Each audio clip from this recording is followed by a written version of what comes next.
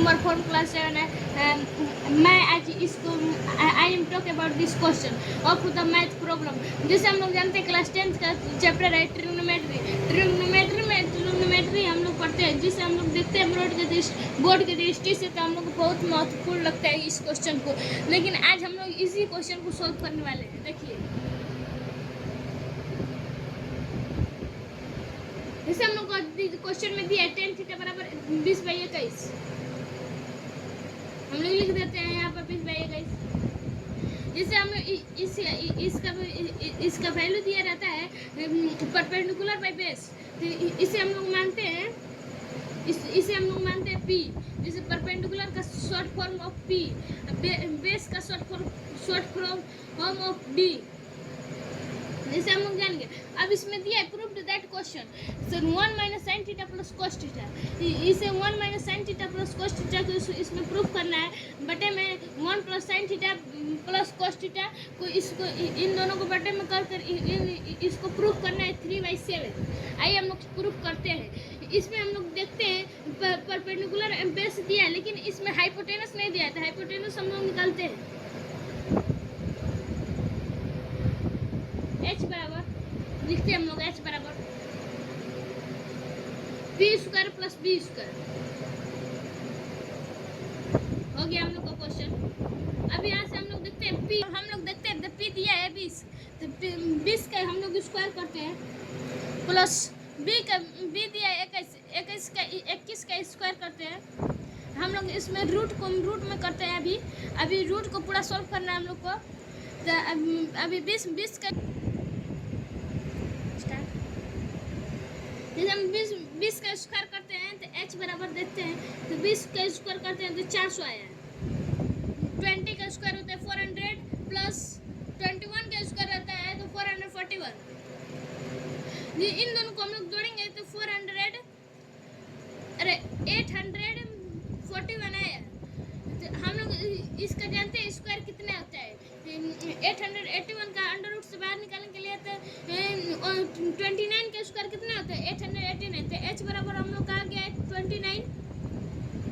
अब हम लोग यहाँ तक हो गया हम लोग का क्वेश्चन। tan थीटा अभी निकला है, tan थीटा तक हो गया।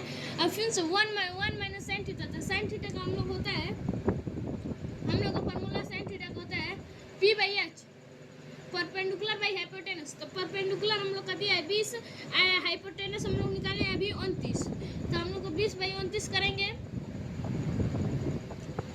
29। अब हम लोग को cos थीटा निकालना है।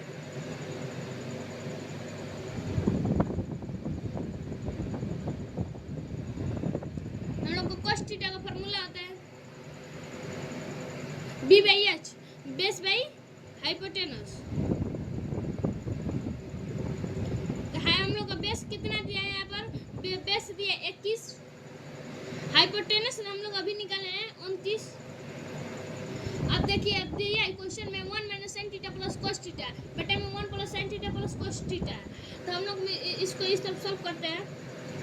1 - sin थीटा कितना दिया है 20/29 हम लोग निकाले हैं 20/29 बटे में वहाँ यहाँ पर कुछ नहीं है, तो वहाँ पर 1 है।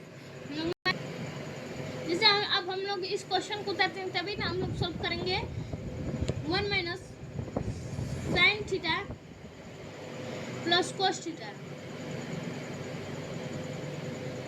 हम लोग cos थीटा तक इतना तक लिख लिए हैं। बट्टे में 1 + sin theta plus cos theta दिया है।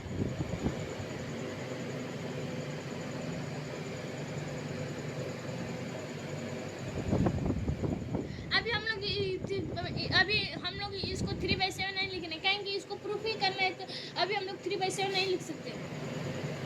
तो 1 - sin थीटा, तो 1 - sin थीटा तो दिया है, तो sin थीटा का मान कितना है 20/29 है। 1 - 20/29/1 हो गया यहाँ तक।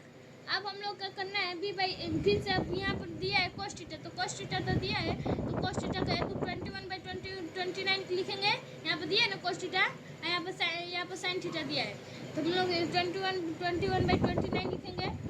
अब हम लोग इसको बटे में करेंगे। अब हम लोग का लिखा है 1 + cos थीटा। अब यहाँ पे 1 plus sin theta plus cos theta लिखा है, तो sin थीटा का मान दिया है 20/29, 1 प्लस 20/29। यहाँ पर 9 गलती बन गया है।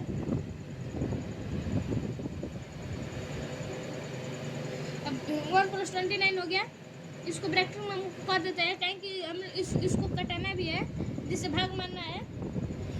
फिर से अब cos थीटा का मान दिया, हम लोग को cos थीटा का मान दिया है 21/29 दिया है, तो हम लोग लिखते हैं इसको 21/29। अब हम लोग इस क्वेश्चन को सॉल्व करते हैं, जैसे हम लोग देखते हैं 1 - 10 20। पहला इक्वेशन है, ये फर्स्ट इक्वेशन है, ये फर्स्ट इक्वेशन है। तो फर्स्ट इक्वेशन को हम लोग नीचे से खाली जगह नहीं है, तो इसलिए इसको ऊपर सॉल्व करते हैं। इसको एलसीएम पहले ऊपर वाला को लेना है, तो इसका एलसीएम लेंगे तो 29 1 का आएगा 29 लिख देंगे। फिर 29 इंटू 1 करना है, तो 29 फिर से 29 से फिर से इंटू 1 कर देना है, तो आएगा 29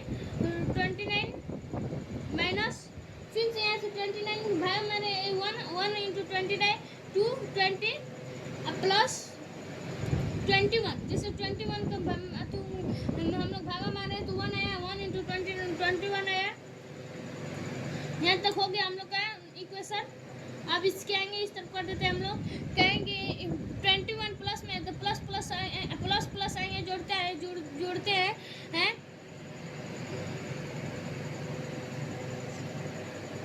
जैसे हम लोग जानते हैं कि प्लस में 21 के प्लस इसमें आएंगे, इसमें प्लस छुपा रहता है, तो प्लस कर देते हैं 29 प्लस 21।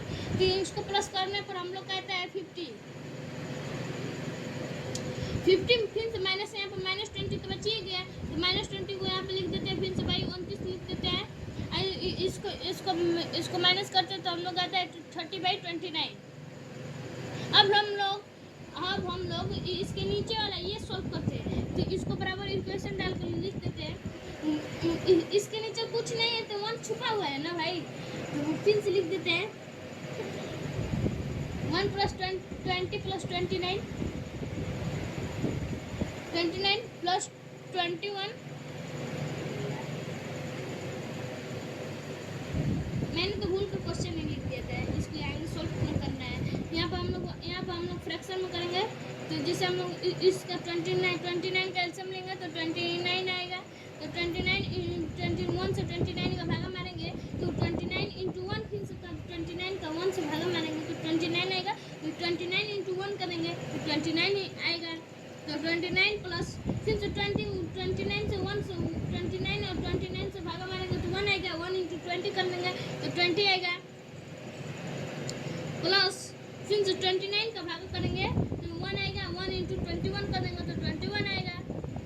जैसे हम लोग अब इसको जोड़ते हैं तो 9 और 1 10 होता है।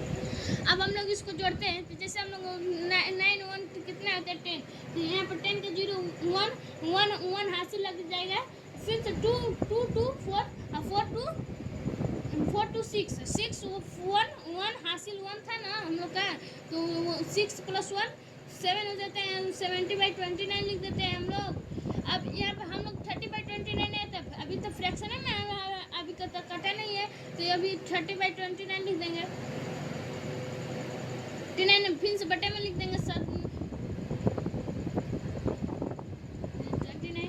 और फिर से इसको बटे में लिख देंगे 70/29। तो अभी हम लोग देखते हैं तो 29 खत्म हो गया है। अब हम लोग इसको 0 से 0 ये खत्म हो गया, ये कितना है आंसर 3/7। जैसे हम लोग देखते हैं प्रूफ करना था 3/7 लिख देते हैं, हम जल्दी में भूल गए थे। अब प्रूफ करना है 3/7, तो हम लोग देखिए हम लोग कितना आसानी से प्रूफ कर लिए। देखिए अभी हम लोग प्रूफ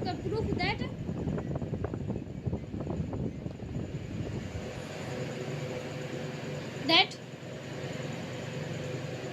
क्वेश्चन अभी ना